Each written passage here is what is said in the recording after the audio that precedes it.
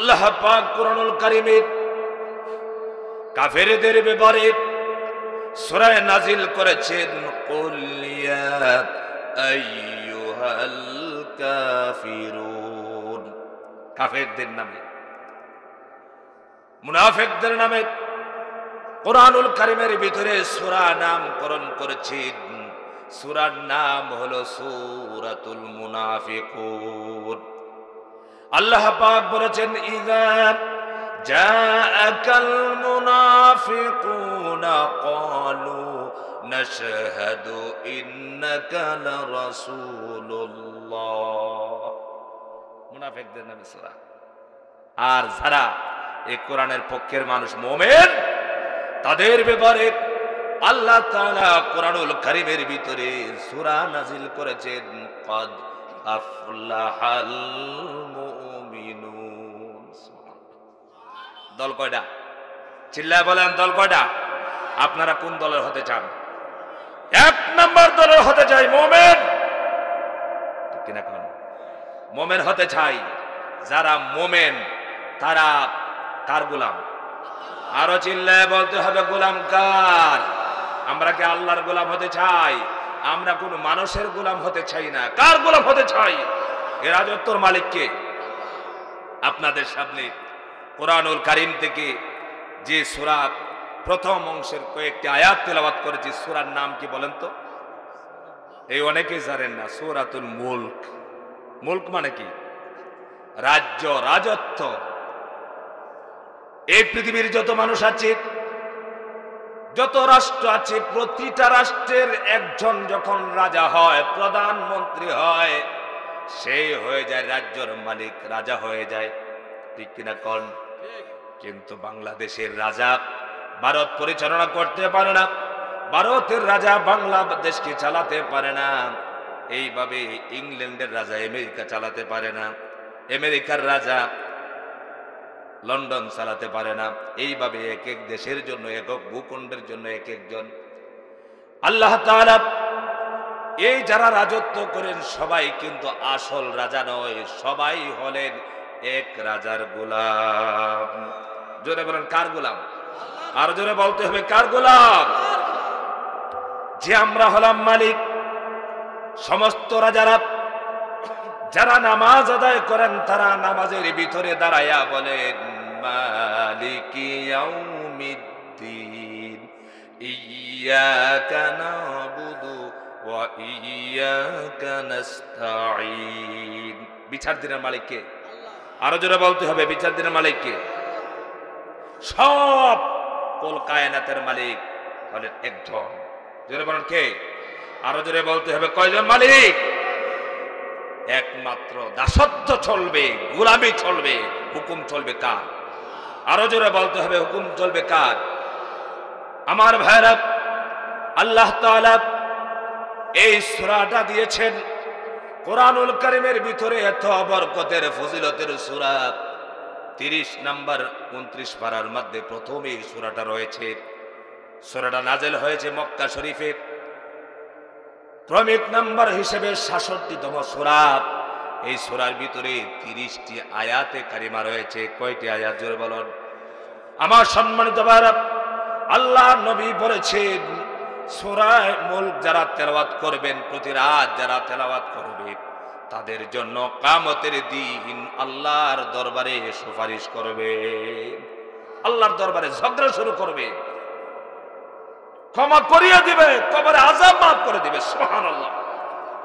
এমন সূরা থেকে আলোচনা শুনতে রাজি আছেন ইনশাআল্লাহ?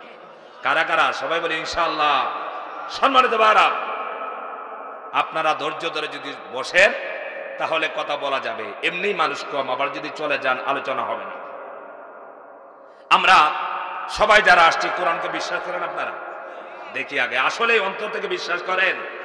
কে কে বিশ্বাস করেন? হাতগুলি দেখাই যায়। হুজুর কোনো সন্দেহ করেন না তো? সন্দেহ করেন? সম্মানিত ভাইয়েরা, আল্লাহ তাআলা বলেছেন, বরকতময় রব তিনি যার হাতে রয়েছে সমস্ত ক্ষমতা, সমস্ত রাজত্ব। কার হাতে? আরো জোরে, সবকিছুর উপরে ক্ষমতা চলে কার? আরো জোরে বলতে হবে, কার? দুনিয়াতে আল্লাহ তাআলা কিছু দেশের কিছু শাসনকর্তা ক্ষমতা দেন, দেওয়ার পরে ওই শাসকরা আসল শাসককে বলে যায়। কোন রাষ্ট্র কোন জাতিকে সুশৃঙ্খল করতে হলে, ভালো করে চালাতে হলে এক নাম্বার থাকতে হবে তার আইন। কি থাকতে হবে বলেন? আইন থাকতে হবে সঠিক, আইনের ব্যবহার থাকতে হবে, তখন এই সমাজ এবং রাষ্ট্র ভালো হয়ে চলবে। আপনারা এখন বলেন বাংলাদেশে কি আল্লাহর আইন আছে? জোরে বলেন কোরআনের আইন আছে? কোরআনের আইন থাকবে তো দূরের কথা, যারা কোরআনের আইন চায়, সৎ লোকের শাসন চায়, তাদেরকে তো যুগ যুগ ধরে হত্যা করা হয়েছে, ঠিক কিনা বলুন? এই জন্য মধুখালীর ভাইদেরকে বলতে চাই, মুসলমান বহুত আছে, হুজুর এই তো আপনারা হুজুর মানুষ রাজনীতি করেন কেন? বলে কিনা বলে, আপনারা হুজুর মানুষ মসজিদে থাকবেন, মাদ্রাসায় থাকবেন, আমরা বহুত মুসল্লিও আছে, হুজুর নামাজ পড়ি 5 ওয়াক্ত নামাজ, তাহাজ্জুদ বাদ দেই না, ফজরের নামাজের পরে কোরআন তেলাওয়াত বাদ দেই না, কিন্তু বুট নৌকা মারায় দেই। বুট কোথায় দেই? নৌকা মার্কায়। বুট নৌকা দিতে হবে, আছে না নাই? কথা বলতে হবে, আছে না নাই? কিয়ামতের দিন আল্লাহর দরবারে জবাবদিহিতা করতে হবে তোমাদেরকে। কারণ যে মার্কা, যে দল কোরআনের আইন চায় না, সত্যের শাসন চায় না, আল্লাহর জমিনে আল্লাহর দ্বীন বাস্তবায়ন করার জন্য প্রথম বাধা যারা হয় তাদেরকে ভোট দিয়ে কোন মুমিন হতে পারে না, এক নম্বরের মুনাফিক হয়ে যায়। ঠিক কি না বলেন? এত সহজ না। সম্মানিত ভাইরা, আপনি যে কোনো দল করবেন, আল্লাহর কোরআনের আইনের পক্ষে লড়াই আপনাকে করতে হবে। কথা কেন কেন বহুত মুসল্লি জিমাইব, হুজুর আমরা এইটা করাম কেন, আমরা এটা করাম। রাসূলুল্লাহ সাহাবীদের মধ্যে বহুত সাহাবী ছিলেন একবারে গরিব, ছিলেন কিনা বলেন? কথা বলে না, ছিলেন কিনা বলেন? গরিব সাহাবী ছিলেন। জিহাদের ডাক এসেছে, জিহাদের ময়দানে তলোয়ার নিয়ে বের হয়েছে। আমরা মনে করে যে রাজনীতি করবে শুধু বড় লোকরা, না, এটা আমার অধিকার, আল্লাহ তাআলা আমাকে দিয়েছেন। এগুলো কথা শুনতে আপনাদের খারাপ লাগে? এই জন্যই আল্লাহর কোরআনকে সামনে নিয়ে বলছি, আল্লাহর কোরআনের রাজ যদি কায়েম হয় তাহলে এই দেশে হত্যা, দর্শন, কোন কারাবি কিচ্ছুই হবে না, হবে। আর এটা ছাড়া যত নেতার বলি সুন্দর করে বুলাক না কেন, যত বক্তব্য দেখ না কেন, শান্তি আজ পর্যন্ত দিতে পেরেছে? জোরে বলো, দিতে পেরেছে? বাংলার মানুষ কি শান্তি পেয়েছে? এখন রিকশাওয়ালারাও বলে আমরা এখন জামাত ইসলামকে ভোট দেব, বলে কিনা বলেন? কেন বলে? কারণ সবার শাসনে আমরা দেখছি কেউ আর আমাদেরকে শান্তি দিতে পারে নাই। এই জন্য শান্তি দেওয়ার জন্য যে রাজনীতি দরকার, সেই রাজনীতি হলো কোরআনের রাজনীতি। কথা বলেন না কেন? আমরা কোরআনের রাজনীতি মানে হলো, কোরআনের রাজনীতি বুঝি না। আমরা মনে করি কোরআন এসেছে শুধু নামাজ পড়ার জন্য, রোজা রাখার জন্য, হজ করার জন্য, যাকাত দেওয়ার জন্য, জিকির আজকার করার জন্য কোরআন এসেছে। অথচ আল্লাহ তাআলা এই কোরআনুল কারীমের ভিতরে এমন কোনো বিষয় নাই যে বিষয়ের ফয়সালা কোরআনে নাই। আপনারা বলেন কোরআনের ভিতরে সব বিষয়ের ফয়সালা আছে? চিল্লায় বলেন আছে না নাই? আপনারা বলেন তো হুজুর কোন বিষয় নাই? আল্লাহ তাআলা কোরআনুল কারীমের মধ্যে বলছেন, ওয়ানাজ্জালনা আলাইকাল কিতাবাতা বিয়ানাল লিকুল্লি শাই। হে নবী, আপনার উপরে এমন কিতাব আমি অবতীর্ণ করেছি, নাজিল করেছি, যে কিতাবের মধ্যে আছে সব কিছুর সুস্পষ্ট বর্ণনা। সুবহানাল্লাহ। আমার ভাইরা, কোরআনুল কারীম এমন কিতাব যে কিতাবের মধ্যে সব বর্ণনা রয়েছে। এই কিতাব দিয়ে যদি সমাজ চালানো যায়, পারিবারিক জীবন, সামাজিক জীবন, রাষ্ট্রীয় জীবন, তাহলে এই সমাজের মধ্যে হত্যা হবে না, দর্শন হবে না, খুন খারাপি হবে না। আল্লাহর আইন যদি চলে, আমরার মালিক হলেন আল্লাহ পাক, যিনি হলেন মুলকের মালিক। সমস্ত বাদশাদের বাদশার নাম কি? চিল্লায়া বলেন আল্লাহ। সমস্ত বাদশারা একদিন ক্ষমতা হারিয়ে ফেলে 5 বছর 10 বছর 15 বছর জালেমদের 16 বছর পর্যন্ত মানুষকে নির্যাতন করলো, ঠিক কিনা? রাস্তা দিয়ে বের হওয়ার পরে বিশেষ করে দাড়ি আছে, টুপি আছে, পাঞ্জাবি আছে, এই মানুষগুলো বের হয়ে কথাও বলতে পারতেন না।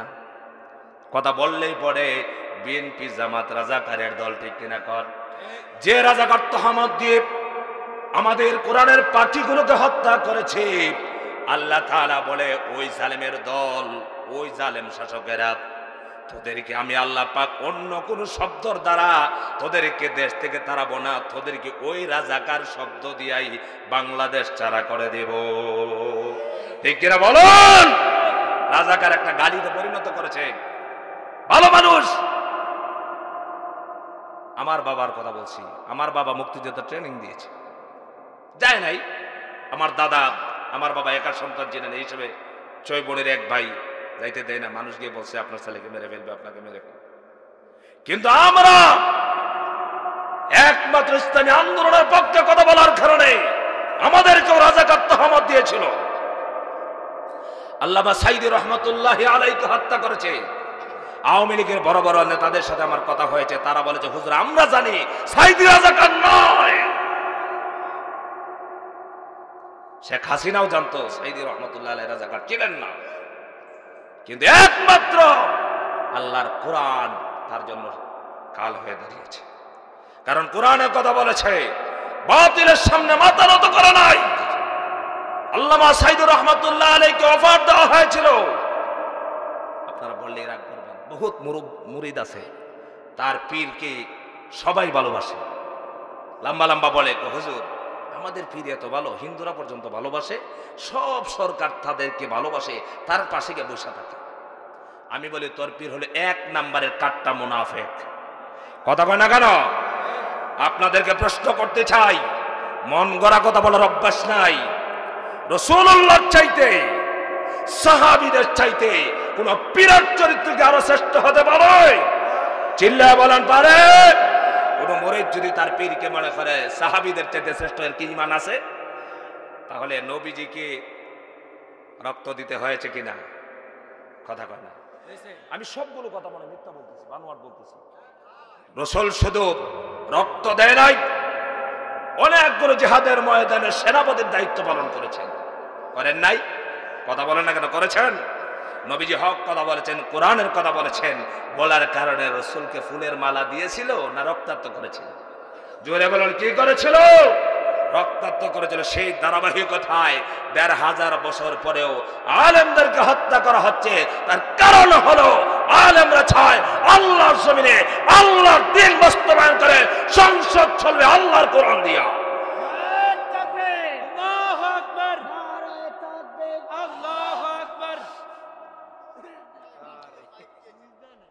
সম্মানিত ভাইরা, আপনারা, আমি তো গাজী কালুর কিচ্ছা বলার বক্তা না, এটা জানেন আপনারা। আমি বড় আলেম নই, তবে আমি কথা বলতে চাই বাস্তবতার নিরিখে। কথাগুলো সত্য কিনা বলেন, চিল্লিয়ে বলেন সত্য কিনা। এইভাবে প্রতি মহল্লায়, প্রতি গ্রামে গ্রামে যদি মুসল্লিদেরকে বোঝানো যায়, আগামী বাংলাদেশ হবে কোরআনের বাংলাদেশ। কথা বলা ঠিক কিনা? সবাই যখন ঐক্যবদ্ধ হয়ে যাব, বাংলাদেশে কোরআনের রাজ অবশ্যই কায়েম হয়ে যাবে। সম্মানিত ভাইরা, আমি বলছিলাম এই কোরআনের কথা, এই রাজত্বর মালিক একমাত্র কে? আরো জোরে কার হাতে? আমার ভাইরা, যুগে যুগে যে শাসকেরা শাসন করেছে, আল্লাহ তাআলা ক্ষমতা দিয়েছেন, অল্প সময়ের ক্ষমতা পেয়ে তারা মনে করেছেন সব কিছুর মালিক আমরা হয়ে গেছি, ঠিক কিনা বলেন? অথচ আল্লাহ তাআলা কোরআনুল কারীমের ভিতরে বলেছেন, কুলিল্লাহুম্মা মালিকাল মুলকি তুতিল মুলকা মান তাশা। হে নবী, আপনি বলেন মুলকের মালিক কে? চিল্লায় বলেন মুলকের মালিক কে? কোন বাদশা? আমার ভাইরা, কেউ 16 বছর বাদশাহী করার পরে, রাজত্ব করার পর যা ইচ্ছা তাই করেছে। জনগণকে অত্যাচার করেছে, অবিচার করেছে, জেল দিয়েছে, জুলুম দিয়েছে, হত্যা করেছে, আয়নাঘর তৈরি করেছে, তার ভিতরে বহুত মানুষকে ঢুকায়া তাদের জীবনটা শেষ করে দিয়েছে, ঠিক কিনা কোন? এরপরেও কিন্তু চিরদিন থাকতে পারে নাই। কারণ হলো কি, আল্লাহ পাক বলেন ইন্না বাতশা রাব্বিকা লাশাদীদ, আমার ধরা বড় শক্ত ধরা। আমি 4 দিয়েছি, 1 বছর 2 বছর, বিনা ভোটে 3 বার তুমি থাকবা ক্ষমতার ভিতরে। ক্ষমতায় থেকে যা ইচ্ছা তাই করবা, যখন আমি ধরবো ছাড় দেব না।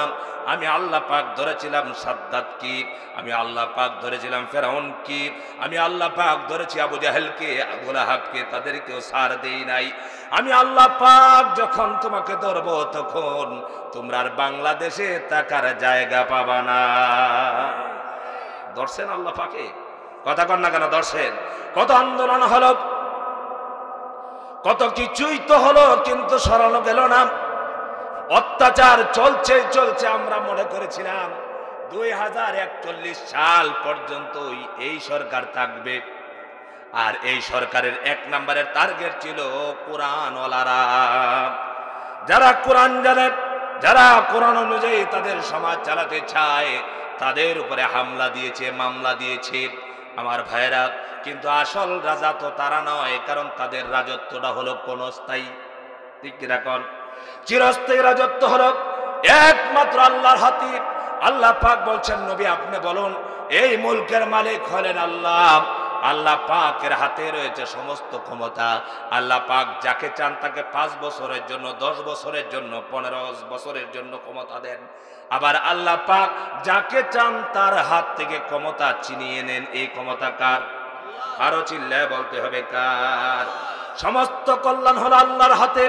আল্লাহ তাআলা যাকে চান তাকে সম্মান দেন, আবার যাকে চান তাকে অসম্মান করেন, অপমান করেন, অপদস্থ করেন, লাঞ্ছিত করেন। আহারে, বাংলাদেশের আলেমদেরকে সুর বানাইছে, ডাকাত বানাইছে। কথা কন নাকি?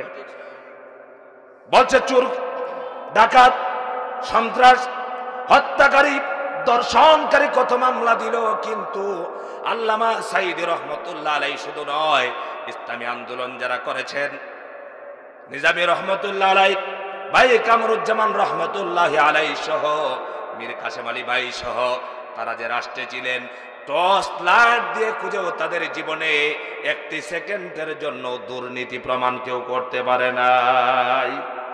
জোরে বলুন, পেরেছে? আমি মনে মিথ্যা কথা বলেন, চুপ করে বসে থাকেন, কথা বলেন, পেরেছে কারো? আর যারা আপনাদের যারা মুরব্বীর বয়স হয়েছে, যত এমপি মন্ত্রী আছে, বুড়া হয়ে গেছে, কতগুলো মরে গেছে, ওগুলোর বিরুদ্ধে দুর্নীতি আছে না নাই? কথা বলে না, কথা বলে না, আছে না নাই? আমরা দেখেছি এমপি মন্ত্রীর বাড়ির পুকুর থেকে ত্রাণের চাল টিন পাওয়া গেছে, পাওয়া যায় না? কথা বলো না, পাওয়া গেছে কিনা? কিন্তু ইসলামী আন্দোলন যারা করেছে তাদের বিরুদ্ধে পেয়েছেন দুর্নীতি প্রমাণ আজ পর্যন্ত কেউ করতে পেরেছে?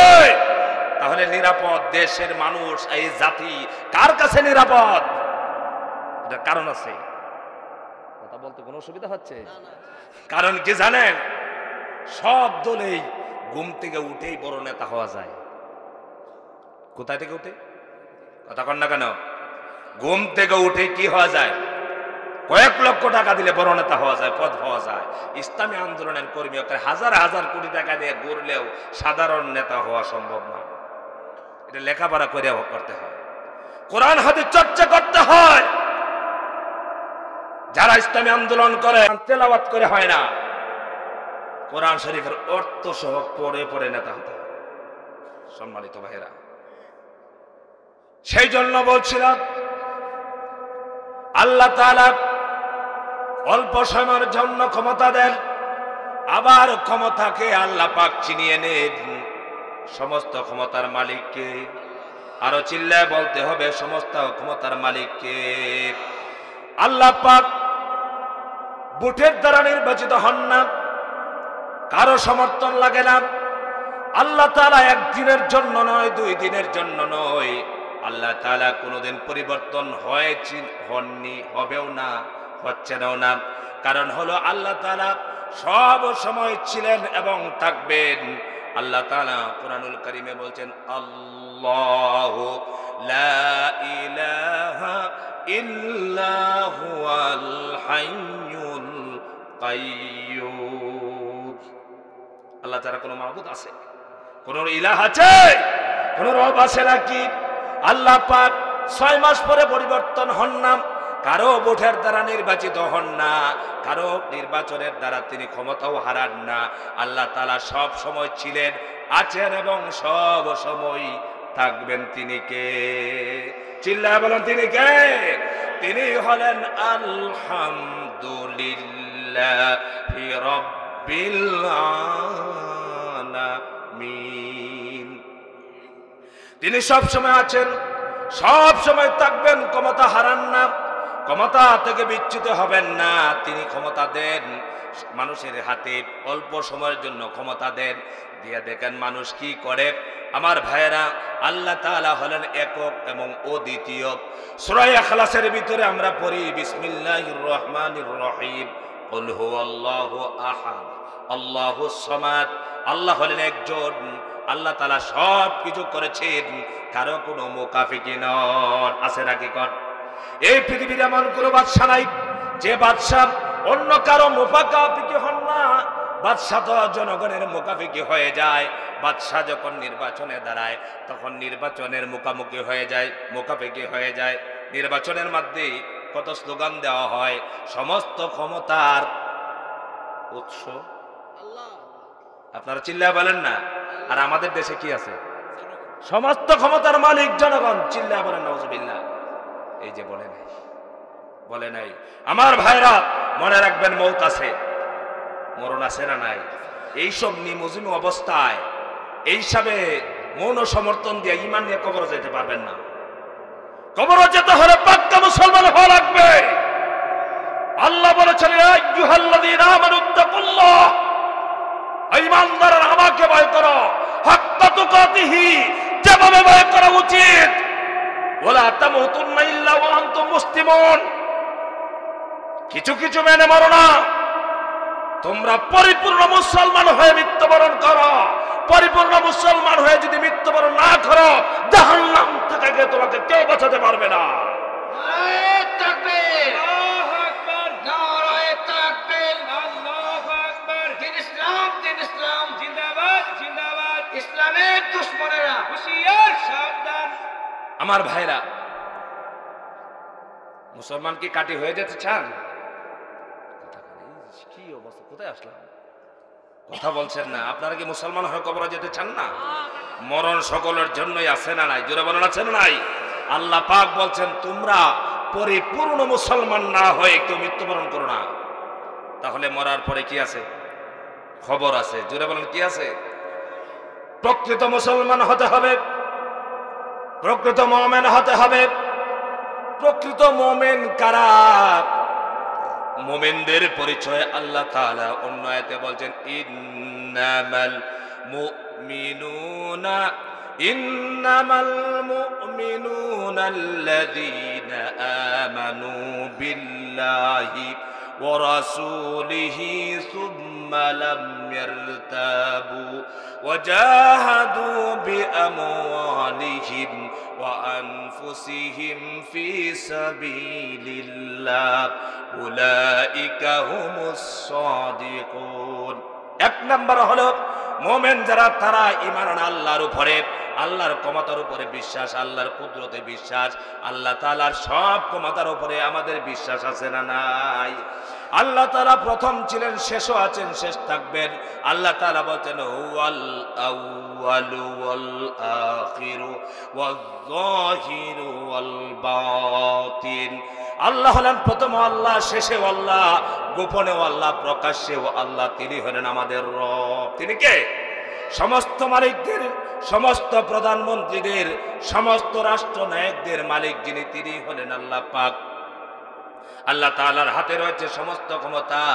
আল্লাহ তাআলা মানুষকে ক্ষমতা দান করেন, আবার ক্ষমতা থেকে চিরবিদায় করে দেন। এগুলো কে করেন? জোরে বলেন, কে করেন?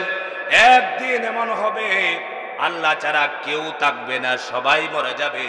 আল্লাহ পাক বলেন কুল্লু মান আলাইহা ফানি ওয়া ইয়াবকা ওয়াজহু রাব্বিকা যুল জালালি ওয়াল ইকরাম। আল্লাহু আকবার। কোরআন শরীফের আয়াতগুলো শুনলে ভালো লাগে না? মমতাজের গান ভালো লাগে? হ্যাঁ, যুবকেরা মমতাজের গানের জন্য পাগল। আর কোরআনের আয়াতগুলো পড়া হচ্ছে, তাফসীর হচ্ছে, সেখানে বসতে চায় না। সম্মানিত ভাইরা, কোরআনের আয়াত শুনলে যার ভালো লাগে না সে পাক্কা মুনাফিক হয়ে যায়। এটা কোরআনের ভিতরে আছে। মুমিন যারা তাদের কোরআনের আয়াতগুলো তেলাওয়াত করলে ভালো লাগবে। আল্লাহ তাআলা বলছেন এই আসমান জমিন লৌহ কলম যা আছে সবগুলোই ধ্বংস হয়ে যাবে। ধ্বংস হবে কিনা কর, ধ্বংস হবে কিনা বলেন? বিশ্বাস করেন ধ্বংস যে হবে। আহারে, সবকিছু ধ্বংস হয়ে যাবে।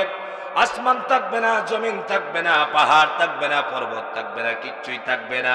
যেদিন সবকিছু ধ্বংস হয়ে যাবে সেদিনও যিনি থাকবেন তিনি কে? চিল্লা বলেন তিনি কে? আমার ভাইরা, তিনি হলেন আল্লাহ পাক। আল্লাহ তাআলা দুনিয়ার মানুষকে ক্ষমতা দিয়েছিলেন, যাদেরকে ক্ষমতা দিয়েছিলেন এর ভিতরে একজনের নাম হলো ফেরাউন। জোরে বলেন নাম কি? চিল্লায় বলতে হবে নাম কি? ফেরাউন। আমি দেখলাম, সুন্দর করে মিলালাম, কেউ রাগ করবেন না, গোসা করবেন না। আমি দেখলাম বিগত সময়ের জালেম সরকার আর ফেরাউনের সাথে সব কাজে 5 মিল রয়েছে। ফেরাউনের যে শাসন ব্যবস্থা ছিল সেই ব্যবস্থা এই সরকারের ভিতরে ছিল। গণতন্ত্রের নামে দোহাই দেয়, কিন্তু গণতান্ত্রিক অধিকার কারো নাই। আছে নাকি কন? সবচাইতে যে সমস্যা ছিল সেটা ছিল বাক স্বাধীনতা। ঠিক কিনা কন? কথা বলা গেছে না? মসজিদে যদি বক্তব্য দেওয়া হয়েছে, মসজিদের ইমাম নিযুক্ত করেছে, ইমামকে বলেছে হুজুর আপনাকে রাখলাম, বড় ভালো মানুষ, আপনি মসজিদের ভিতরে বয়ান দেন, শক্ত বয়ান দিবেন, আমরা কোনো বাধা দিব না। ইমাম সাহেব মসজিদে মিম্বরে বসেছে, বয়ান খুব সুন্দর দিয়েছে, সবাই খুশি, সভাপতি খুশি, সেক্রেটারি খুশি, মুসল্লিরা খুশি, সবাই খুশি।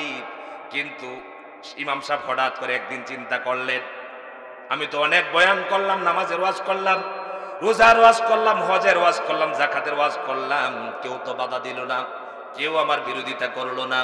ঠিক আছে, আজকে একটা ওয়াজ দেই, ইনিল হুকমু ইল্লা লিল্লাহ, জমিন যার আইন চলবে তার। এই বয়ানটা আজকে দিয়ে দিয়ে সমাজের কি অবস্থা। যখন বলেছে সম্মানিত মুসল্লিয়ানে কেরাম, আমরা যার গোলামি করি, যার দাসত্ব করি, যিনি আমাদেরকে পাঠিয়েছেন, যিনি হলেন আমাদের মালিক, যিনি হলেন সব কিছুর মালিক, যিনি বলেছেন তার জমিনটা চলবে আল্লাহর কোরআন দিয়া। কারণ কোরআন কি শুধু নামাজের জন্য পাঠায় নাই, রোজার জন্য পাঠায় নাই, কোরআন শুধু খতম পড়ার জন্য পাঠায় নাই, কোরআন পাঠিয়েছে কোরআন দিয়ে যাতে সমাজকে সংস্কার করে, কোরআনের রাজ কায়েম করে, এই অশৃঙ্খল বিশৃঙ্খল জাতিকে সুশৃঙ্খল বানানোর জন্য। ঠিক কি রাখেন? ইমাম সাহেব যখন বলেছে আল্লাহর কোরআন দিয়ে সমাজ গঠন করা হোক, সঙ্গে সঙ্গে বলছে এই ইমামকে আর মসজিদে রাখা যায় না। কেন? বাবারে, ইমাম দেখে আবার রাজনীতি শুরু করছে। তার মানে তার কথায় বোঝা যায় ইমাম কোনো মানুষই না। আপনাদের এলাকায় ছিল কিনা বলেন? আপনার এলাকায় না থাকতে পারে, অনেক জায়গায় ইমামদের হাত পা বেঁধে দেওয়া হয়েছে। মাহফিলে গেলে কিছু পাঁচটা গোলামেরা আলেমরা হক কথা বললে সেই যে বাধা দিয়েছে, আজকে গেল কোথায় তোদের ক্ষমতা? আজকে যদি মাহফিলে বাধা দিয়েছে আছে, জুতাতে পিঠে তার দাঁত সবগুলো ফেলে দেওয়া হবে এই নেতাদের। ঠিক কিনা বলেন? মাহফিলের জন্য গেলে নামাজ জানে না, ওযু করতে জানে না, গোসল করতে জানে না, নাফাক, ওর কাছে অনুমতি নেওয়া লাগে। সে ঘুম থেকে ওঠে 10টায়, সারা রাত মদকে জেলা ব্যভিচারে লিপ্ত হইয়া এই সান্ডা গুন্ডার দল, তাদের কাছে মাহফিলের অনুমতি নেওয়া লাগছে। কথা কন না কে? আল্লাহর জমিনে কোরআনের কথা বললে কারো অনুমতি লাগে? কোন প্রেসিডেন্টের অনুমতি লাগে না। আর সমস্ত প্রেসিডেন্টকে চিল্লা বলে না, কথা বলে না। দোয়া করে দেব, আপনারা চুপ করে বসে থাকেন। যে হুজুর আপনি তো হাদিয়া নিয়ে যাবেন, আপনি চিনলাম নাকি? এই জন্যই যতদিন পর্যন্ত জনগণ সতর্ক না হবে ততদিন পর্যন্ত অমুক ভাই থমুক ভাই এই সমাজের মানুষের চরিত্র পরিবর্তন করা যাবে না। যুব সমাজ মোবাইল একটা হাতে নিয়ে গুল মিটিং এ ঘুরায়, আর যত অপকর্ম মোবাইলে দেখো। আর এই দেশে এই জাতির এত সহজে পরিবর্তন হবে আপনারা মনে করেন? আমার মনে হয় না। কারণ কি? কারণ হলো জনগণের সম্পর্ক কোরআনের সাথে নাই। আছে? জোরে বলুন আছে? আপনাদেরকে যদি প্রশ্ন করি আপনারা কোরআন পড়তে পারেন? আপনারা 100-র মধ্যে 80 জন বলবেন কোরআন আমরা পড়তে জানি না। আপনারা পড়তে তো জানেনই না। এরপরে যারা জানে তারা যখন বলে কথাগুলো তখন কি বলেন? ফাকাযযাবনা ওয়া কুলনা মা নাযালাল্লাহু মিন শাই। এটা সব মিথ্যা কথা বলে বেটা, এটা আল্লাহ একটাও নাযিল করে নাই। এইগুলা বলেই কিন্তু উড়াইয়া দেয়। আছে না নাই? জোরে বলুন আছে না নাই? আমার সম্মানিত ভাইরা, সেই জন্য বলছিলাম রাজত্বের মালিক, সমস্ত ক্ষমতার মালিক কি জনগণ না আল্লাহ পাক? সবাই বলতে হবে সমস্ত ক্ষমতার মালিক। আমরা যে কথাগুলো বলতেছি এখানে কারা কারা আমার পক্ষে বলতেছেন, কোরআনের পক্ষে আর কারা বলতেছেন, এগুলো রেকর্ড হচ্ছে। কোরআনকে বিশ্বাস করেন? আল্লাহ তাআলা কোরআনুল কারীমে বলছেন প্রতিটা মানুষের ডান কানে এবং বাম কানে 2 জন ফেরেশতা আছে, কিরামান কাতিবিনা ইয়ালামুনা মা তাফআলুন। প্রতিটা মানুষের 2 কাঁধে 2 জন ফেরেশতা আছে, সম্মানিত লেখক ফেরেশতারা। আমরা যা বলি তাই লেখা হয়ে যাচ্ছে। আল্লাহ তাআলা অন্য আয়াতে বলছেন মা ইয়ালফিযু মিন কাউলিন ইল্লা লাদাইহি রাকীবুন আতীদ। আমরা যা কথা বলি সব কথাগুলো প্রত্যেকটা শব্দ লিপিবদ্ধ করার জন্য আল্লাহ তাআলা নিযুক্ত করে রেখেছেন ফেরেশতা। বলেন না সুবহানাল্লাহ?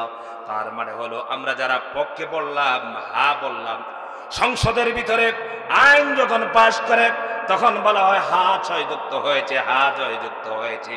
মানুষের কথার দ্বারা একটি আইন পরিবর্তন হয়ে যায়, কিন্তু আল্লাহ পাক ১,৫০০ বছর আগে কোরআনুল কারীম দিয়ে যে আইন জারি করেছেন, দুনিয়ার সমস্ত মানুষ মিলে যদি হা বলতে থাকে কোরআনের বিরুদ্ধে, তাহলে কি আইন পাশ হবে নাকি? বলেন, আইন কি পাশ করতে পারবে কোরআনের বিরুদ্ধে?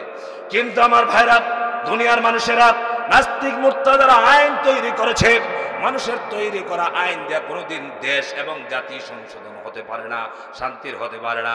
শান্তির রাষ্ট্র, শান্তির সমাজ যদি পেতে চাও তাহলে সমস্ত ক্ষমতার মালিক যে, তার আইন দিয়ে সমাজ এবং রাষ্ট্র চালাতে হবে। তিনি কে? জোরে বলেন তিনি কে? আল্লাহ তাআলা ক্ষমতা দিয়েছিলেন, একজনের নাম হলো ফেরাউন। নাম কি? চিল্লায় বলেন নাম কি? ফেরাউন। আল্লাহ তাআলা ফেরাউন সম্পর্কে সূরা কাসাসের ভিতরে ধারাবাহিকভাবে আলোচনা করেছেন। ফেরাউন যখন দেখলো তার চেয়ারটা চলে যাবে, স্বপ্ন দেখেছে। সকালবেলা তার দেশের পণ্ডিতদেরকে ডেকে বলছে, রাতে স্বপ্নে দেখলাম আমার বংশের মানুষদের বাড়িঘরগুলো জ্বালিয়ে দিচ্ছে আগুনে। পণ্ডিতেরা বলছে, ফেরাউন তোমার রাজত্ব আর টিকবে না, বনে ইসরায়েল গোত্রে একজন সন্তানের জন্ম হবে। এই কথাটুকু হযরতে মুসা আলাইহিস সালাতু ওয়াস সালামের ঘটনা আল্লাহ পাক সূরা কাসাসের ভিতরে ধারাবাহিকভাবে আল্লাহ তাআলা বর্ণনা করেছেন। ফেরাউনের কথা কোরআনুল কারীমের ভিতরে 44টি সূরায় 532টি আয়াতে কারিমার ভিতরে ফেরাউনের নাম আল্লাহ তাআলা তুলে ধরেছেন। তার মানে হলো মানুষ বড় ভালো। কথা কয় না? খুব ভালো ছিল। এখন যদি বলেন হুজুর এত সূরা এত আয়াতে ফেরাউনের নাম আল্লাহ নিয়েছে, এত ভালো মানুষ। আমার মনে হয় স্বৈরা শাসকের নাম আমরা নয়, শত শত বছর এই বাংলার জমিনের মানুষ স্মরণ রাখবে। কথা বলা ঠিক না? যে স্বৈরাচারী কায়দায় মানুষকে নির্যাতন করেছে, জুলুম করেছে, অত্যাচার করেছে, মানুষকে হত্যা করেছে, তাদের নাম যুগ যুগ ধরে স্বৈরাচার হিসেবে এই বাংলার ইতিহাসে থাকবে।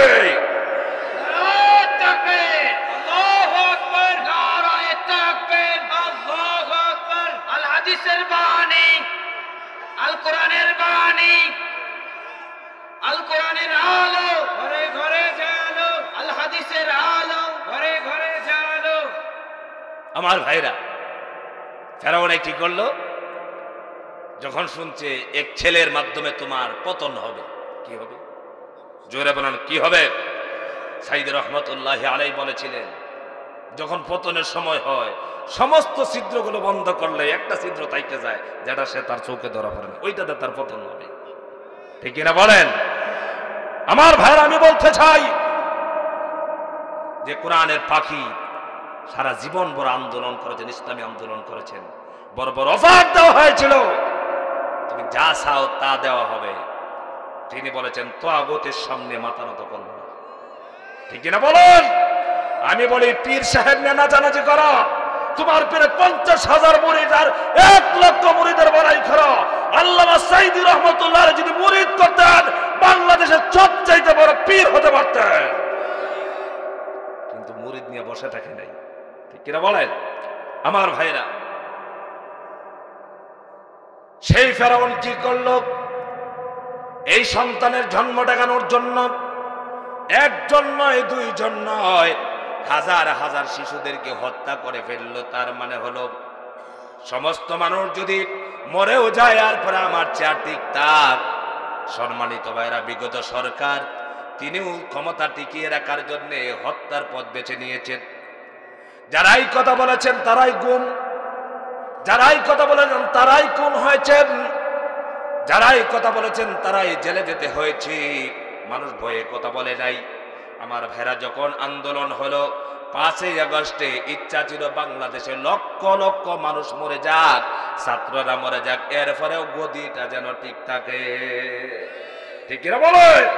কিন্তু আমার ভাইরা, সম্মানিত, আমাদের দেশের সেনাপ্রধান অত্যন্ত বিচক্ষণ মানুষ হওয়ার কারণে তার পদে পা না দিয়া বাংলাদেশের শত শত মায়ের বুক কালি হলো না। তার চিন্তা ভাবনায় দেখা গেল আজকে শত শত মানুষ হত্যা হয়ে যাবে, কিন্তু স্বৈরাচারের ইচ্ছা ছিল হাজার হাজার মানুষ মরে যাক, এরপরে আমার গদি যেন ঠিক থাকে। এই চরিত্র ছিল ফেরাউনের। তার মানে হলো ফেরাউন চাইছে যেহেতু আমার রাজত্ব চলে যাবে, মিশরের মধ্যে হাজার হাজার লক্ষ লক্ষ মানুষ মরে যাক, এরপর আমার কথা ঠিকঠাক। আল্লাহ তাআলা সেই ক্ষমতা থেকে চিরবিদায় করার জন্য আল্লাহ তাআলা যখন সিদ্ধান্ত নিলেন, বনে ইসরাইল যখন সাগর পাড়ি দিল, এই দিক দিয়ে ফেরাউনও পাড়ি দিচ্ছে তার বাহিনীদেরকে নিয়ে। আল্লাহ তাআলা বললেন, এই পৃথিবীতে যত জালেমদের পতন হয়েছে, একটা জালেমকে আল্লাহ তাআলা ছাড় দেয় নাই, প্রতিটা জালেমকে আল্লাহ তাআলা উচিত শিক্ষা দিয়েছেন। কি দিয়েছেন বলেন? জোরে বলেন, কি দিয়েছেন? ফেরাউনকে কেমনে হত্যা করা হলো, ফেরাউনকে কেমনে মারা হলো? ফেরাউন সাগরের মধ্যে নেমে পড়েছে তার দল বল নিয়ে। আল্লাহ তাআলা চাইলে কি অন্যভাবে মারতে পারতেন না? আল্লাহ তাআলা ফেরাউন যখন সাগরের মধ্যে পড়ে গেছে, এবার ফেরাউন বলতেছে, কি বলতেছে? ক্বালা আমানতু আন্নাহু লা ইলাহা ইল্লাল্লাযী আমানাত বিহি বানু ইসরাঈল। ফেরাউন যখন পানির নিচে পড়ে যাচ্ছে, আল্লাহ পাক ফেরেশতাকে বলছে, ফেরেশতা এবার ধারে ধরো, তারে সুবাইতে থাকো, সুবাইতে থাকো। অর্ডার কার? চিল্লায় বলেন, অর্ডার কার? তাবারাকাল্লাযী বিয়াদিহিল মুলক ওয়া হুয়া আলা কুল্লি শাইইন কাদির। যার হাতে রয়েছে মুলকের ক্ষমতা, রাজত্ব, তিনি বলেছেন এই ডুপ্লিকেট রাজারে ধরো। ফেরেশতারা ধরেছে, সুবনাইতেছে। এবার বলতেছে, আমি ঈমান আনলাম, আমি মুসলমান হইতেছি, আমি ঈমান আনতেছি কার উপরে? বনে ইসরাইল যার উপরে ঈমান আনছে সেই রবের উপরে। আল্লাহ তাআলা বলেন, এখন তোর ঈমান কবুল হবে না। আল্লাহ তাআলা রাসূলুল্লাহ সাল্লাল্লাহু আলাইহি ওয়াসাল্লামের কাছে কুরআনুল কারীমের আয়াত নাজিল করে অন্য জায়গায় বলছেন, আলাম তারা ইলাল্লাযী হাজ্জা ইব্রাহিমা ফি রাব্বিহি আন আতাহুল্লাহুল মুলক। হে নবী, আপনি কি সেই ব্যক্তির ঘটনা সম্পর্কে চিন্তা ভাবনা করেননি যিনি আমার নবী ইব্রাহিম ও খলিলুল্লাহর সাথে তর্ক করেছিল, ঝগড়া ফাসাদ করেছিল রব নিয়া? কি নিয়া? জোরে বলেন। আল্লাহ নিয়া, রব নিয়া, মালিক নিয়া। তার নাম হলো নমরুদ। তার নাম কি? আমার ভাইরা, নমরুদের কাছে আল্লাহ তাআলা হযরত ইব্রাহিম আলাইহিস সালাতু ওয়াস সালামকে পাঠিয়েছেন। নমরুদ সে সীমা লঙ্ঘন করে ফেলেছে। নমরুদের কাছে যাও, নমরুদকে দাওয়াত দাও। নমরুদকে যখন দাওয়াত দিলেন তখন নমরুদ বলল, আমি তো হলাম রব, আনা রাব্বুকুমুল আলা, আমি সবচাইতে বড় রব, আমি হলাম সবচাইতে বড় মালিক। কি মালিক করলো? দাবি করলো, মালিক দাবি করেছে, রব দাবি করেছে। আমার ভাইরা, এবার ইব্রাহিম আলাইহিস সালাতু ওয়াস সালাম বললেন, তুমি আবার রব হলা কেমনে? কারণ আমার আল্লাহ পাকের জমা ক্ষমতা আছে, এই ক্ষমতা তো তোমার নাই। জোরে বলেন আছে নাকি? কর। এই পৃথিবীতে যত শাসক আছে, যত প্রধানমন্ত্রী আছে, প্রেসিডেন্ট আছে, তাদেরকে আল্লাহর ক্ষমতার হাজার কোটি কোটি ভাগের এক ভাগের ক্ষমতা আছে নাকি বলেন? কারণ সবাই হলেন সৃষ্টি আর স্রষ্টা হলেন কয়জন? চিল্লায় বলেন কয়জন? তার গোলামি করার দরকার আছে না নাই? জোরে বলেন আছে না নাই? আমরা কার সামনে মাথা নত করবো? চিল্লায় বলেন মাথা নত করবো কার সামনে? মুসলমানেরা আল্লাহ ছাড়া কারো সামনে মাথা নত করতে পারে না। একমাত্র আমরা সিজদা দেই, রুকু করি কার সামনে? চিল্লায় বলেন না কার সামনে? আমার ভাইরা ইব্রাহিম কি বললেন? ইব্রাহিম আলাইহিস সালাতু ওয়াস সালাম বললেন, ইয ক্বালা ইব্রাহিমু রাব্বিয়াল্লাযী ইউহয়ী ওয়া ইউমীত। ওই নমরুদ, তুমি আমার রব হলে কেমনে? আমার রব হলেন তিনি, আমার রব হলেন, আমার মালিক হলেন তিনি, যিনি মানুষকে হায়াত দেন এবং মৌত দেন। যিনি আমার মালিক, তিনি মানুষকে জীবন দেন এবং মৃত্যু দেন, তিনি হলেন আমার মালিক। এবার নমরুদ কি বলল? ক্বালা আনা উহয়ী ওয়া ইউমীত।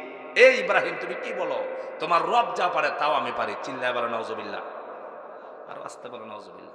না, কথা বলা যাবে না, শেষ করে দেব। সম্মানিত ভাইরা, বলেন আল্লাহর সাথে, এটা কোরআন শরীফের কথা। আসল হলো, আপনারা সবাই যদি কোরআন শরীফ পড়া জানতেন তাহলে আলোচনা আপনাদের কাছে বেশি মজা লাগতো। জানেন এটা আপনারা? কথা কেন? যে জিনিস জানে তার কাছে ওই জিনিসের গুরুত্ব বেশি থাকে। এটা কি ঠিক? আপনারা মনে করেন হুজুর তো এটা কিচ্ছা বলতেছে। আসলে কোরআন শরীফের কথা এগুলো সাধারণ কিচ্ছা নয়। আল্লাহ তাআলা হাজার হাজার বছর ঘটনা, আগের ঘটনা রাসূলুল্লাহকে বলছেন। নমরুদ কি বলেছিল, এটা নবীজিকে যে আল্লাহ পাক বললেন, এইটার দরকার আছে না নাই? চিল্লায় বলেন আছে না নাই? আল্লাহ তাআলা বলছেন, নমরুদ সে রব দাবি করেছি, মালিক দাবি করেছিল। ইব্রাহিম আলাইহিস সালাতু ওয়াস সালাম বললেন, আমার রব তো মানুষকে জীবন দেয় এবং মৃত্যু দেয়। নমরুদ বলছে, কালা আনা উহয়ী ওয়া ইউমীত, এই ক্ষমতা তো আমারও আছে, আমিও তো মানুষকে জীবন দেই এবং মৃত্যু দিতে পারি। ইব্রাহিম আলাইহিস সালাতু ওয়াস সালাম বললেন, কেমনে তুমি পারো? সেইটা তোমার দ্বারা কেমনে সম্ভব?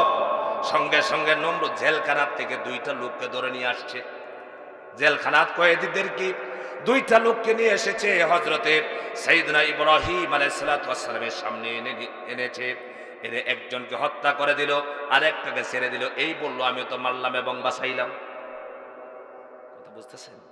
আমি একজনকে মারলাম আর একজনকে বাঁচাইলাম, এই তো আমি জীবন দিলাম এবং মৃত্যু দিলাম। এখন ইব্রাহিম আলাইহিস সালাতু ওয়াস সালাম, ইব্রাহিম কি সাধারণ মানুষ না নবী? চিল্লায় বলেন না সাধারণ মানুষ? সাধারণ মানুষের জ্ঞান আর নবী রাসূলদের জ্ঞান কি সমান? চিল্লায় বলেন না সাধারণ মানুষের জ্ঞান আর নবী রাসূলদের জ্ঞান সমান? আমরা আলেমদেরকে খুব বোকা মনে করি। আমরা মনে করি আলেমদের কোনো বুদ্ধি শুদ্ধি আছে নাকি? আমার ভাইরা, যার ভিতরে কোরআনের জ্ঞান আছে, আল্লাহ মহাগ্রন্থ আল কোরআনের জ্ঞান আছে, সেই হলো সমাজের সবচেয়ে বড় জ্ঞানী। আমরা জ্ঞানী মনে করি নাস্তিকদেরকে, ডক্টর কামাল, শাহরিয়ার, মুরগিসুরা, এগুলার আমরা খুব জ্ঞানী মনে করি। ওইগুলোর কথা শুনে বহুত আমাদের বড় বড় মাতাওয়ালাটি আছে, এরাই তো জ্ঞানী। চিল্লায় বলেন নাউজুবিল্লাহ। আসল জ্ঞানী হলো তারা।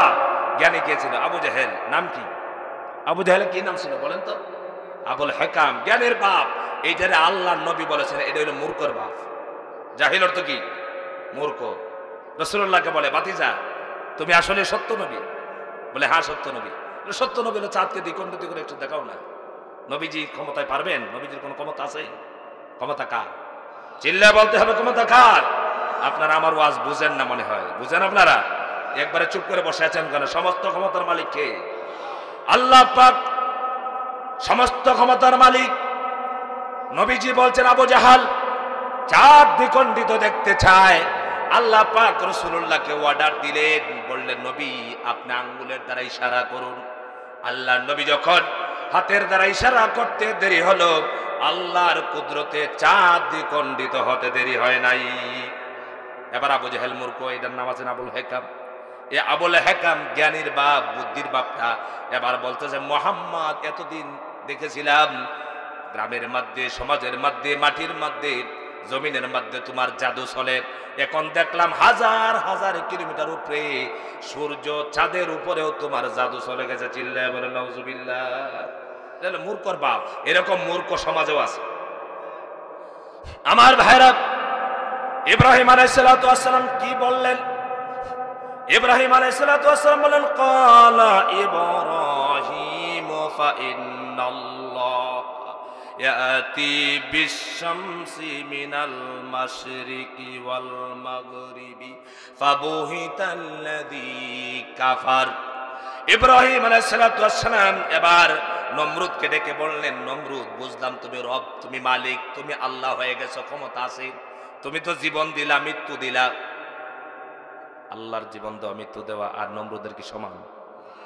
আল্লাহ পাক বলেছেন অতুখরিজুল হাইয়্যা মিনাল মাইয়িতি অতুখরিজুল মাইয়িতা মিনাল হাইয়্যি। আল্লাহ মৃতর ভিতর থেকে জীবিত বের করেন, জীবিতর ভিতরের থেকে মৃত। কথা কন না কেন? এটা কার কথা? আল্লাহ তাআলার কথা। আর নমরুদ জেল কারার থেকে জেলেদেরকে ধরে নিয়ে এসেছে, একটাকে মেরেছে, একটাকে ছেড়ে দিয়েছে, এইটাকে জীবন দান হলো নাকি? এবার ইব্রাহিম আলাইহিস সালাম জ্ঞানী, কারণ ইব্রাহিম হলেন আল্লাহ তাআলার খলিল। ইব্রাহিম আলাইহিস সালাম বললেন, নমরুদ বুঝলাম তুমি রব, তুমি মালিক, তুমি খোদা দাবি করেছো, খোদা হয়ে গেছো ঠিক। তোমার যদি ক্ষমতা থাকে, আমার আল্লাহ পাক সারা জীবন ভরা পূর্ব গগন থেকে সূর্য উঠান পশ্চিম দিকে নামাচ্ছেন প্রতিদিন, ঠিক কিনা কন? আমার আল্লাহ পাক এর সূর্যকে প্রতিদিন পূর্ব দিক থেকে উঠান পশ্চিম দিকে নামায়া দেন। তুমি যদি আল্লাহ হয়ে থাকো, এবার তুমি সূর্যটা একবারের জন্য পশ্চিম দিকে উঠায়া পূর্ব দিকে নামায়া দাও। তার দ্বারা সম্ভব? সক্ষম হয়ে গেল, আটকে গেল। আমার সম্মানিত ভাইরা, আল্লাহ পাককে কেন চিনেন না? আল্লাহ তাআলা আসমান বানিয়েছেন, জমিন বানিয়েছেন, সব কিছু বানিয়েছেন। আল্লাহ তাআলা বলছেন আল্লাযী খালাকা সাবআ সামাওয়াতি তিবাকা মা তারা ফি খালকির রহমানি মিন তাফাউত ফারজি'ল বাসারা হাল তারা মিন ফুতুর। সুবহানাল্লাহ। আল্লাহ তাআলা সৃষ্টির কথা বলেছেন, একটা নয়, দুইটা নয়, স্তরে স্তরে শক্ত। আল্লাহ তাআলা 7টি আসমান তৈরি করেছেন। কে তৈরি করেছেন? 7টা আসমান আছে, জোরে বলেন আছে না নাই? আল্লাহ তাআলা চন্দ্র সূর্য তৈরি করেছেন। প্রতিদিন ফজরের নামাজের পর আল্লাহ তাআলা যখন অর্ডার করেছেন, সময় ঠিক টাইম মতো সূর্য ওঠে না, বেশ কম হয়। কথা বুঝে না? সময় মতো ওঠে? আজ পর্যন্ত কোনোদিন সূর্য আধা ঘন্টা পরে উঠছে? কথা কাটা আধা ঘন্টা পরে উঠছে? আমাদের দেশে ট্রেন চলেছে, দেখবেন রেল স্টেশনে আপনি টিকিট করেছেন 12টা 10 মিনিটের ট্রেন আসবে, শত শত জনগণ বসে আছে, রেল স্টেশনে বসে আছে, গাড়ি আসবে, অপেক্ষা করতেছে, কমলাপুর রেল স্টেশন। হঠাৎ করে মাস্টার বলছে আজকে 2টা 10-এর ট্রেন আসবে 3টায়। হয় কিনা কন? জোরে বলেন হয় কিনা? এরকম ঘন্টার পর ঘন্টা লেট হয়। কারণ হলো কি, এই ট্রেন চলে মানুষের হুকুমে। আর চন্দ্র সূর্য গ্রহ নক্ষত্র গুলো কার হুকুমে চলে? আরো জোরে বলতে হবে, কার হুকুমে চলে? আজ পর্যন্ত চন্দ্র সূর্য 1 সেকেন্ড আগে উঠে না, পিছনে উঠে না। আমার ভাইরা হারে, আল্লাহ তাআলা তিনি হলেন রব, তিনি হলেন মালিক, তিনি হলেন সমস্ত ক্ষমতার মালিক, যার কথায় চন্দ্র সূর্য উঠে। বাংলাদেশের ট্রেনের অবস্থা 1 ঘন্টা 2 ঘন্টা লেট হয়ে যায়। রেল স্টেশনে টিকিট কাটছে 12টায় গাড়ি আসবে, বসে আছে, তো টাইম মতো আর আসে না। হঠাৎ করে একদিন রাইট টাইম 12টায় গাড়ি আসছে, তো জনগণ চিল্লাইয়া হাসতেছে, আহারে কত সুন্দর আমাদের দেশের রেল ব্যবস্থা যে আজকে রাইট টাইমে, বরঞ্চ 1 মিনিট আগে গাড়ি আসছে। 12টার গাড়ি 1 মিনিট কম 12টায় আসছে। এবার আরেকজন বলতেছে, আরে ভাই এত খুশি হইেন না, এটা গতকালকের 12টার ট্রেন আজকে 12টায় আসছে। এরকম হয় কিনা বলে? আপনারা বলেন, আজ পর্যন্ত যে সূর্য উঠছে, চন্দ্র উঠছে, আজ পর্যন্ত কি 2 মিনিট লেট হয়েছে? চিল্লায় বলে লেট হয়েছে? ইব্রাহিম আলাইহিস সালাম বললেন, নমরুদ, যদি তুমি আল্লাহ দাবি করে থাকো তাহলে তুমি এই চন্দ্র সূর্যকে উঠাও, পশ্চিম দিক থেকে উঠাও, পূর্ব দিকে অস্তনমিত করো। আপনারা বলেন তো দেখি, নমরুদের বাবা পারবে নাকি? জোরে বলেন, পারবে নাকি? এগুলো কার হুকুম মতো চলছে? এই জমিনে সব কিছু কার হুকুম মতো চলে? সব কিছু আল্লাহ তাআলার হুকুম মতো চলে। আল্লাহ তাআলার কাছে সব কিছু জবাবদিহিতা আছে, কিন্তু আল্লাহ তাআলা কারো কাছে কোনো জবাবদিহিতা নাই। আছে আমার ভাইরা? সেই জন্য সব কিছুর মালিক হলেন আল্লাহ পাক। ইমাম আবু হানিফা রাহমাতুল্লাহ আলাইহি, তিনি নাম ছিল নোমান ইবনে সাবেত। নাম কি? চিল্লায় বলেন, নোমান ইবনে সাবেত। তিনি এক নাস্তিকের সাথে কথা বলতেছেন একবার আল্লাহ পাককে নিয়ে। আপনারা নির্দ্বিধায় বলেন, আল্লাহকে আপনারা বিশ্বাস করেন? সবাই বলেন, বলেন আল্লাহকে বিশ্বাস করেন? নামাজ পড়েন 5 ওয়াক্ত? কারা কারা 5 ওয়াক্ত নামাজ পড়েন? হাত তোলেন তো। লিল্লাহি তাকবীর। তাকবীর এটা দিতে পারেন? বলেন লিল্লাহি তাকবীর। আমরা আজ থেকে 5 ওয়াক্ত নামাজ পড়বো তো ইনশাআল্লাহ। নামাজ না পড়লে যতই মাহফিল শুনেন, রাজনীতি করেন, ইসলামিক কাম হবে না। ঠিক কিনা বলেন? এই জন্য ইসলামী রাজ যদি কায়েম হয়, কোরআনের রাষ্ট্র যদি প্রতিষ্ঠিত হয়, 1 নম্বর কাজ হবে সরকারিভাবে 5 ওয়াক্ত নামাজ কায়েম করার নির্দেশ দেওয়া হবে। নামাজ ছাড়া কোনো জাতের পিরাকি চলবে না। নামাজ ছাড়া কোনো বক্তাগিরি নাই। নামাজ ছাড়া কোনো শ্রোতা হওয়া যাবে না। নামাজ ছাড়া কোনো মুসলমান হওয়া যায় না। সম্মানিত ভাইরা, ইমাম আবু হানিফা রাহমাতুল্লাহ আলাইহি অনেক জ্ঞানী মানুষ। নাম কি? নোমান ইবনে সাবেত। এক নাস্তিক বলতেছে, তোমরা আল্লাহকে দেখে চিল্লাও, আল্লাহ বলতে কিচ্ছু নাই। এটা খামাখা, খামাখা। আল্লাহ বলতে কিচ্ছু নাই। নাস্তিকের সাথে বাস হবে। ইমাম আবু হানিফা রাহমাতুল্লাহ আলাইহি, ইমাম আবু হানিফা রাহমাতুল্লাহ আলাইহি তিনি প্রমাণ করবেন যে আল্লাহ পাক আছেন, আর নাস্তিক প্রমাণ করবে আল্লাহ বলতে কিচ্ছু নাই। নাস্তিক কারা হয় জানেন? জানেন কারা নাস্তিক হয়? যারা ফজরের নামাজের পরে বাচ্চাগুলোকে কোরআন না শিখাইয়া হাত ধরে কিন্ডার গার্ডেনে নিয়ে ABCD শিক্ষা দেয়। ফজরের পরে কোরআন শিক্ষা নাই।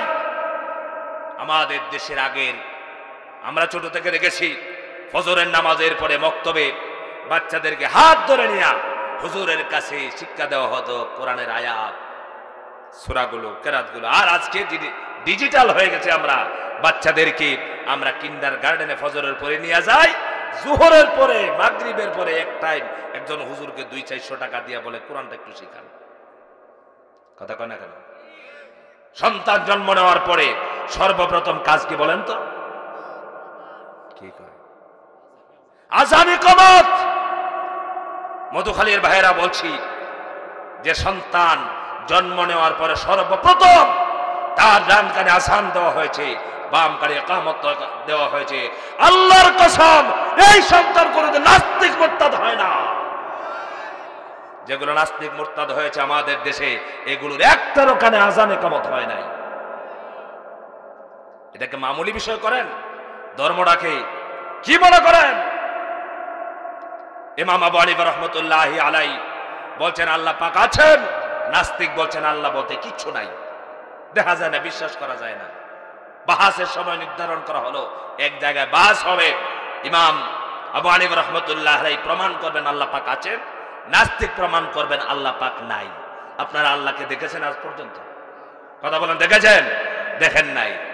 আল্লাহ পাককে দেখার চিন্তা করলে হবে না। আল্লাহ পাককে না দেখে বিশ্বাস করার নাম হলো ঈমান। দেখে নাই কিন্তু আল্লাহর কুদরত গুলো দেখছি কিনা বলেন?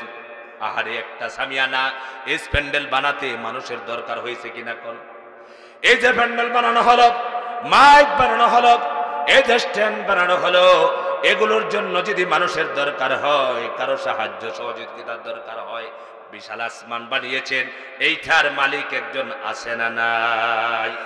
আমার ভাইরা, ইমাম আবু হানিফা রাহমাতুল্লাহি আলাইহি ডেট নির্ধারণ করা হলো, তারিখ নির্ধারণ করা হলো, বাহাস হবে, নাস্তিকের সাথে বাহাস হবে, বাহাসের ময়দান নির্ধারণ করা হলো, সময় নির্ধারণ করা হলো। মনে করেন সকাল 10টায়। নাস্তিক এবার সকালবেলায় সে তার সাঙ্গ ফাঙ্গ নিয়ে বসে আছে, হুজুর আসবেন আর হুজুর আমার সাথে পরাজিত হবেন, আর তিনি আল্লাহ প্রমাণ করতে পারবেন না, কারণ আল্লাহকে দেখাতে পারবেন না। আমার ভাইরা, টাইম মতো নাস্তিক হাজির হয়েছে। ইমাম আবু হানিফা রাহমাতুল্লাহি আলাইহি তিনি টাইম ওভার চলছে, টাইম চলে যাচ্ছে, তিনি হাজির হচ্ছেন না। 1-1.5 ঘন্টা লেট হয়ে গেল। ওইদিকে নাস্তিক বলছে, দেখছো কারবার মুসলমান হুজুর তো এবার আল্লাহকে প্রমাণ করতে পারবেন না, এই জন্য আসতেছেন না, আসলেন না। নাস্তিক বড় খুশি হয়ে গেলেন। নাস্তিক বলেছেন, আমি নিশ্চিত বিজয় হয়ে গেলাম, আমি বিজয়ের মালা পরে নিব। মুসলমান তো হুজুর তো আল্লাহ প্রমাণ করতে পারলেন না, পারবেন না, এই জন্য দেরি করছেন, আসতেছেন না। অনেকক্ষণ পরে ইমাম আবু হানিফা রাহমাতুল্লাহ আলাইহি আস্তে আস্তে করে নাস্তিকের সামনে হাজির হলেন। নাস্তিকের সামনে হাজির হওয়ার পরে নাস্তিক প্রথমেই বললেন, হুজুর সব কথার আগে বলেন আপনি দেরি করছেন কেন? আপনি এত লেট করলেন কেন? আপনি দেরি করলেন কেন? ইমাম আবু হানিফা রাহমাতুল্লাহি আলাইহি বললেন, ওই নাস্তিক শোনো, তোমার সাথে যে বিষয় আমার বাহাস হবে, আল্লাহ পাক আছে কিনা নাই, এই যে আমার দেরি করাটাই হলো সেই প্রশ্নের জবাব। নাস্তিক বলছে, এটা আমার জবাব হলো কেমনে? ইমাম আবু হানিফা রাহমাতুল্লাহি আলাইহি বলছেন, এ নাস্তিক এবার শোনো, আমার বাড়ি থেকে যখন বের হয়ে গেলাম, বের হওয়ার পরে যখন আসতেছিলাম, রাস্তায় যখন এসেছি, আসার পরে দেখলাম রাস্তায় একটা গাছ উঠে গেছে। এমনিতে গাছটা বড় হয়ে গেল, এরপরে গাছটা যখন বড় হলো, মোটা হলো, গাছটা নিজে নিজেই তক্তা হয়ে যাচ্ছে, আবার তক্তাগুলো নিজে নিজেই নৌকা হয়ে যাচ্ছে। নিজে নিজেই তক্তাগুলো নৌকা হয়ে গেল। নৌকা হয়ে শেষ নয়, নৌকাটা আবার নিজে নিজেই নদীতে নেমে পড়লো। এই নৌকায় আবার ওপার থেকে ওপারে নিয়ে আসতেছে, মানুষ পার করতেছে, কোনো মাঝি নাই। ওই নৌকা, আমি এই দৃশ্যটা দেখে আমার লেট হয়ে গেছে। এই নৌকা আমাকেও পার করলো, আমি এসেছি, এই জন্য দেরি হয়েছে। নাস্তিক আবার বলতেছে, এতদিন মনে করেছিলাম আবু হানিফা বড় জ্ঞানী মানুষ, আজকে দেখলাম তুমি আস্তে একটা পাগল। আবু হানিফা রাহমাতুল্লাহি আলাইহি তিনি বললেন, নাস্তিক কেমনে বললাম আমি পাগল, বুঝলাম না। এবার ইমাম আবু হানিফা রাহমাতুল্লাহি আলাইহি বললেন, কেমনে তুমি বলো আমি পাগল হয়ে গেলাম? নাস্তিক বলছে, ওরে বুকা ইমাম, এরে আলেম, তুমি বলো তো দেখি, একা কি গাছ হতে পারে নাকি? একা তক্তা হতে পারে নাকি? একা নৌকা হতে পারে নাকি? একা আবার মাঝি ছাড়া পার করা সম্ভব নাকি? সঙ্গে সঙ্গে ইমাম আবু হানিফা রাহমাতুল্লাহি আলাইহি তিনি বলেন, এরে নাস্তিক এবার শোন, বলতো দেখি, তুই যদি মনে করস একা একা গাছ হওয়া সম্ভব নয়, একা একা তক্তা হওয়া সম্ভব নয়, একা একা নৌকা হওয়া সম্ভব নয়, একা একা মানুষ পার করা সম্ভব হয় না, তাহলে এই যে সপ্ত আসমান এবং জমিন কেমনে একা একা হয়ে যায়? সুবহানাল্লাহ, চিল্লা বলো সুবহানাল্লাহ। একা একা হয়ে গেছে, জোরে বলেন, একা একা হয়ে গেছে। আমরা কি একা একা এসে পড়েছি? আমার ভাই অনেকের সন্তান হয় না, সন্তান দেওয়ার মালিক কে? চিল্লা বলেন, মালিক কে? না আপনারা আটটুসির দরবারে গেলে, ফরিদপুর না, কেউ পেরে না কালী হাতে খাজা বাবার দরবারে আছে না নাই?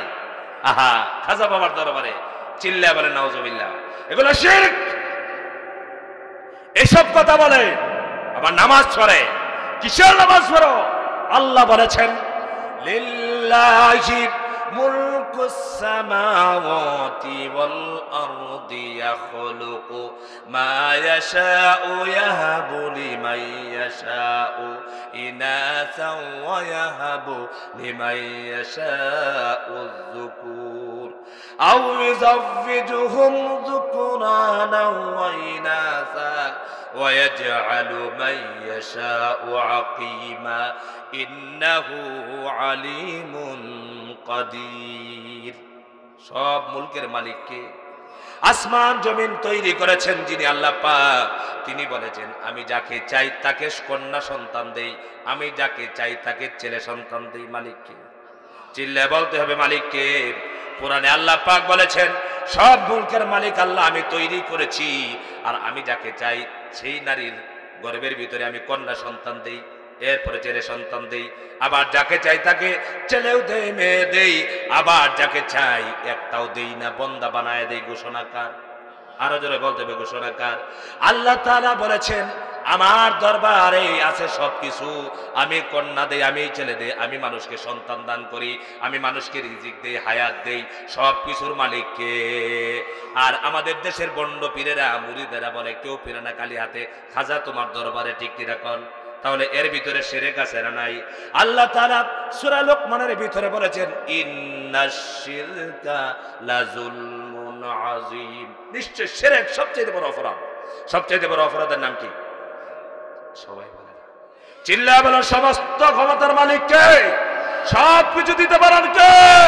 তাহলে যে মালিক, সব ক্ষমতার মালিক, যিনি আমার হায়াতের মালিক, যিনি আমার মৌতের মালিক, যিনি আমার রিজিকের মালিক, যিনি সন্তান দেওয়ার মালিক, তার কথায় কে জমিন চালাতে আপনারা চান? কারা কারা আগামীতে আল্লাহর কোরআনকে বিজয় করে কোরআনের সৈনিকদের ভোট দিয়া আগামীর বাংলাদেশ কোরআনের বাংলাদেশ বানাতে চান? হাত করে আল্লাহ পাককে দেখায় দেন। নারায়ে তাকবীর, আল্লাহু আকবার, নারায়ে তাকবীর, আল্লাহু আকবার, নারায়ে তাকবীর, আল্লাহু আকবার। আল কোরআনের আলো ঘরে ঘরে জ্বালো, ইসলামের দুশমনেরা হুঁশিয়ার সাবধান। আল্লাহ পাক কবুল করেন, সবাই বলেন আমিন। সম্মানিত ভাইরা, তাহলে আমরা আজকে আলোচনা শুনলাম এই পৃথিবীর রাজত্ব কার হাতে? চিল্লায় সবাই বলেন কার হাতে? আল্লাহর হাতে। ক্ষমতা কে দেন? জোরে বলেন ক্ষমতা কে দেন? আল্লাহ পাক। আবার চিনায় নেন কে? তাহলে আমরা যারা আগামীতে আমরা নেতা হব, তারা ভয় পাবো কাকে? আর ইনশাআল্লাহ আপনাদেরকে আবার বলে যাই, যারা ইসলামী আন্দোলন করে, আপনারা বলেন তো দেখি বাংলাদেশের একটা সুশৃঙ্খল একটি দলের নাম হলো বাংলাদেশ জামাত ইসলামী, এতে কোনো আপনাদের সন্দেহ আছে? এই দলটাকে যুগের পর যুগ মানুষের কাছে খারাপ বানিয়েছে, বলেছে ওরা রাজাকারের দল, ওরা রক কাটার দল। কথা কানাকে আমি বাস্তব কথাগুলো আপনাদেরকে তুলে ধরতে চাই। আপনার এই মধুখালীতে বলেন তো কয়টা ছাত্র শিবিরের ছেলে দর্শন করেছে? বলেন। দর্শনের মামলা হয়েছে তাদের বিরুদ্ধে, যদি হয় তা মিথ্যা মামলা হয়েছে। কয়টা ছাত্র শিবিরের ছেলেরা মদ খেয়েছে? বলেন। কথা বলেন না করে, বলতে হবে কথা। মদ খেয়েছে ছাত্র শিবিরের ছেলেরা, কারো ঘরে হানা দিয়ে হামলা দিয়ে সম্পদ দখল করেছে। ছাত্র শিবিরের ছেলেরা কি করে? 5 ওয়াক্ত নামাজ আদায় করে। ফজরের নামাজের পরে যুবকদেরকে সেই দলের দিকে টানে। যুবকরা তোমাদের পায়ে হাত রেখে বলছি, তোমার দামি জীবনটা ইসলামী আন্দোলনের কাজে লাগাইয়া দাও, তোমার ইহকাল পরকাল ধন্য হয়ে যাবে। তুমি এমন দল করো, তোমার নেতা হলো সন্ত্রাসী লুচ্চা বদমাশ। যে বদমাশ নারীবাজি করে, মদ পান করে, সেই নেতার পিছনে তুমি স্লোগান দাও। তুমি মুসলমানের সন্তান, তোমার নেতা হবে আজান হওয়ার পরে নামাজের ইমামতি করার মতো যোগ্যতা লাগবে তোমার নেতা। এই কথাগুলো শুনে আপনাদের গা জ্বালা হইতেছে, ঠিক না? আপনারা কি চান আপনার নেতা নামাজের ইমামতি করা জানো? এটা কি আপনারা চান? কারা কারা চান? হাতগুলি দেখি তো, কারা কারা চান? লিল্লাহি তাকবীর। আপনার নেতা, আপনি যার পিছনে স্লোগান দিচ্ছেন, সেই নেতা আজান হওয়ার পরে যদি মসজিদে ঢুকে যায়, এইটাই হলো আদর্শবান নেতা। আর আমাদের নেতারা কি? হ্যাঁ, আজান হইতেছে, আজান শ্লোক, বক্তব্য শ্লোক। সিলেটের কুখ্যাত এক নেতা চেয়ারম্যান, ওইটায় একবার আজান দিছে, মুয়াজ্জিন সাহেব আজান দিয়েছে, তার মিটিং এ কেন ডিস্টার্ব হলো, এই জন্য বলতেছে ইমাম মুয়াজ্জিনের বিরুদ্ধে সে অ্যাকশন নিতে গেল। ওইটা হইল নেতা আমাদের। এত হিন্দুদের নেতা হওয়ার যোগ্যতা নাই, মুসলমানের নেতা হবে। আমাদের কপাল তো এমনি খারাপ না ভাই। কথা বুঝতে পেরেছেন? আমি কি কথাগুলো অযৌক্তিক বলছি? ছাত্র শিবিরের একটা ছেলে যদি এখানে থাকে, আপনি বিপদে পড়ে তার কাছে একটু আশ্রয় চান, সে জান প্রাণ দিয়ে আপনাকে চেষ্টা করবে। কিন্তু ওদেরকে বলছে কি রোগ কাটায়, এরা রোগ কাটে কেন? বলে কিনা বলেন? যুগ যুগ ধরে এই ছাত্র সংগঠনটাকে, এত সুন্দর সুশৃঙ্খল একটা সংগঠনকে যুগ যুগ ধরে যারা হত্যা, দর্শন, খুন খারাপি, সোনার ছেলেরা কি করছে জানেন না আপনারা? ইডেন কলেজের নারীদেরকে একটারও বাদ দেয় না, দর্শন করেছে ওরা। এগুলা মিথ্যা কথা বলতেছি মনে হয়, সব মিথ্যা কথা বলতেছি। ছাত্র লীগের ফুলারা, ছাত্র লীগের ছেলেরা তালিকা করে করে মেয়েদেরকে দর্শন করেছে। এই কথাগুলো বলা যাইতো না। আপনার মেয়েকে আমার মেয়েকে পাঠিয়েছে ওইখানে, বড় শিক্ষিত হয়ে আসবে। আর এই বদমাশ লুচ্চারা ওই মা বোনদেরকে দর্শন করেছে। এই দর্শনের হাত থেকে জাতিকে যদি রক্ষা করতে চাও, কোরআনের চাদর আসতে হবে। জানি আমি যাওয়ার পরে আপনারা আমাকে গালিগালাজ করবেন, বলবেন অত দূর থেকে আইসা এই বাজে কথা বাজে কথা বলে গেছে। এগুলো বাজে কথা নয়, এটাই আসল কথা। যদি মানতে পারো জাতির ভবিষ্যৎ ভালো হবে, আর যদি না হয় সমাজে দর্শনকারী লুচ্চা বদমাশ তৈরি হবে। আর কোরআন মানুষকে সুশৃঙ্খল বানায়, মানুষকে আদর্শবান বানায়। যে কিতাব, সেই কিতাবের নাম কি? চিল্লায় বলে সেই কিতাবের নাম কি? আমরা ওই কোরআনকে রাখছি মসজিদ ঘরের কোণার মধ্যে আর মাদ্রাসার কোণার মধ্যে। এই কোরআন দিয়ে আমার পরিবার চালাতে চাই না, আমার সলগা চালাতে চাই না। আপনারা যারা কোরআন শরীফ পড়তে জানেন, আপনারা বাংলা কোরআন শরীফের অর্থ সহ আনবেন। প্রতিদিন 5টা আয়াত করে আপনার ঘরের মধ্যে অর্থ সহ কোরআন পড়ুন, আপনি সব বুঝে ফেলবেন যে কোরআন শরীফ আল্লাহ কি বলছে। এগুলো তো করবেন না, এগুলো তো করি না। এই জন্য সম্মানিত ভাইরা, ইসলামী আন্দোলন প্রতিটা মুসলমানের জন্য করা, সমর্থন করা ফরজে আইন। যদি কোনো মুফতি আমাকে চ্যালেঞ্জ করতে চায়, আমি আপনাদের এই মধুখালীতে চ্যালেঞ্জ করে গেলাম, কোন মুফতি যদি বলে যে না ইসলামী রাজ কায়েম করা, আন্দোলন করা ফরজ না, তাহলে আমি এটার জবাব দেব। কথা কনা কেন? আপনারা অনেকে হাসতেছেন, হুজুরে কি কথা মিয়া, ইমান চলে যায় এটা দেখা যায় না, অল্প আকীদার কারণে ইমান চলে যায়। আপনারা বলবেন কিভাবে? আচ্ছা বলেন তো দেখি, নবীজি প্রেসিডেন্ট ছিলেন কিনা? এই কথা কয় না। নবীজি প্রেসিডেন্ট ছিলেন কিনা? কোথার প্রেসিডেন্ট? মদিনা শরীফের। কোথায়? সাহাবীরা খলিফা হয়েছিলেন কিনা? প্রেসিডেন্ট হয়েছিলেন কিনা? তাহলে তারা কি আন্দোলন করছিলেন কিনা? তারা কি বিজয় অর্জন করেছিলেন কিনা বলেন? তাহলে নবী যে কাজ করেছেন, সাহাবীরা যে কাজ করেছেন, যে আন্দোলন করেছেন, আজকে কি নবী আর সাহাবীরা আছে? কথা বলেন আছে? রাসূলুল্লাহ সাল্লাল্লাহু আলাইহি ওয়াসাল্লাম বিদায় হজের ভাষণে কি বলে গিয়েছিলেন?